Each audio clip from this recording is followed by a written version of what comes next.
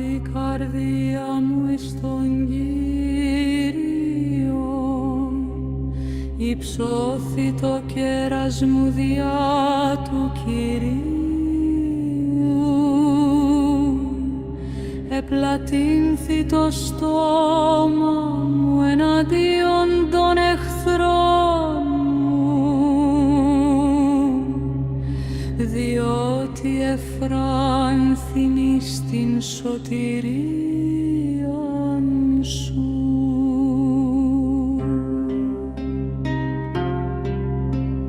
Δεν υπάρχει Άγιος καθώς ο Κύριος,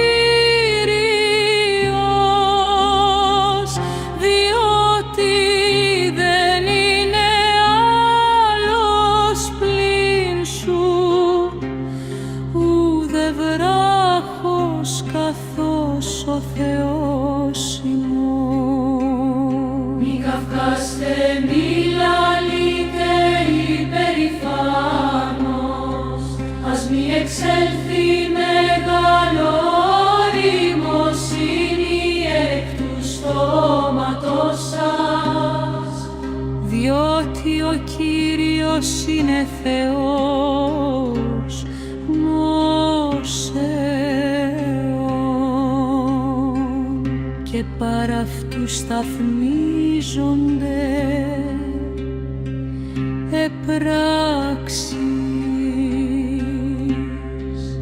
τα δόξα των δυνατών συνετρίβησαν και αδύνατοι περιεζώστησαν δύναμη.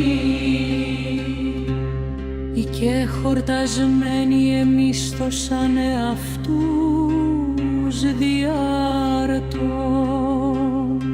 οι δε πεινώντες έπαυσαν, έως και η στήρα εγέννησεν επτά. Η δε πολυτεκνός εξισθένησε.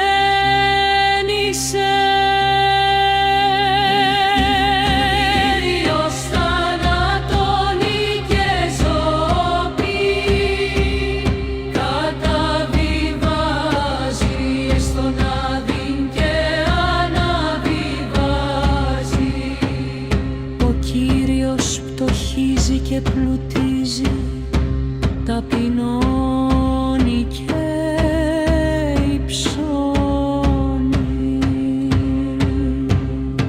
Ανεγείρει τον πένητα από του χώματος και ανυψώνει το πτωχόν από της κοπρίας, δια να καθίσει αυτούς μεταξύ των αρχόντων και να κάμει αυτούς να κληρονομήσωσι θρόνων δόξης, διότι του Κυρίου είναι η στήλη της γης και έστησε την οικουμένην επ' αυτούς.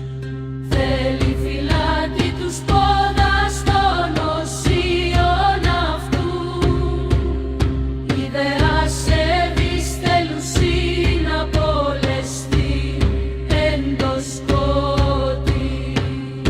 Επειδή δια δυνάμεως δε θέλει υπερισχύσει ο άνθρωπος, Ο Κύριος θέλει συντρίψη του